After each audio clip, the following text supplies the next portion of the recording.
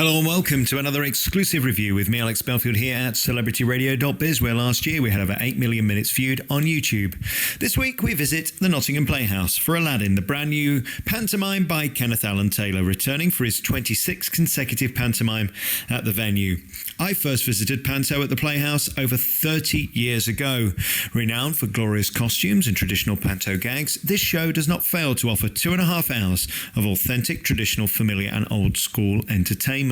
Driven by the glorious and undeniably effortless John Elkington as Twanky, this show is at its best thrilling.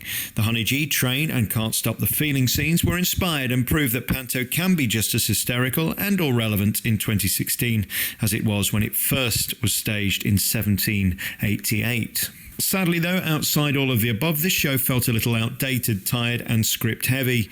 There's little or no shtick or variety in this production, which was disappointing and surprising.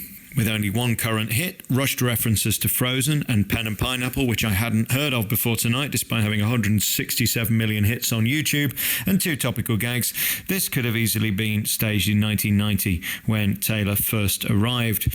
That said, it was totally sold out today, and aside from the script, the costumes were excellent and the show was naturally incredibly polished. An overall disappointing 3.5 stars for Aladdin at the Nottingham Playhouse. Act 2 started with Fly Me to the Moon. 90% of the audience weren't even born when that was a hit in the 1950s. The rest of the show was driven by what felt like old music opposed to classic hits. A great shame, as music for me sets the tone and drives the entire show. When one of the children was asked, "What's your favourite bit?" he replied, "Frozen." This was a 10-second nod to the hugely popular film a cappella 60 minutes earlier, somewhat proving my point. The full 4-minute version of Impossible Dream, although beautifully sung with perfect 5-part harmonies, went unnoticed despite closing the first half. Nevertheless, the cast were hugely enthusiastic, with nods to the vocally perfect Nathan Elwick as Wishy and Kevin McGowan as the perfect, menacing but charismatic Ebenezer. Topicality, interactivity, big dance numbers and production bits are what the audience and especially children love the most about Panto in 2016.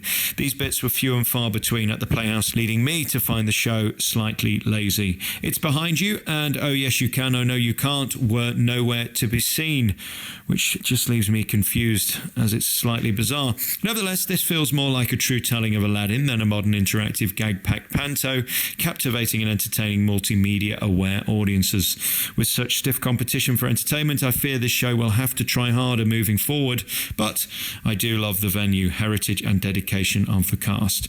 You've been listening to another review by me, Alex Belfield, here at celebrityradio.biz, where last year we had over 8.5 million minutes viewed on YouTube. You can check out all of my hundreds of interviews and reviews at www.celebrityradio.biz. Ta-da!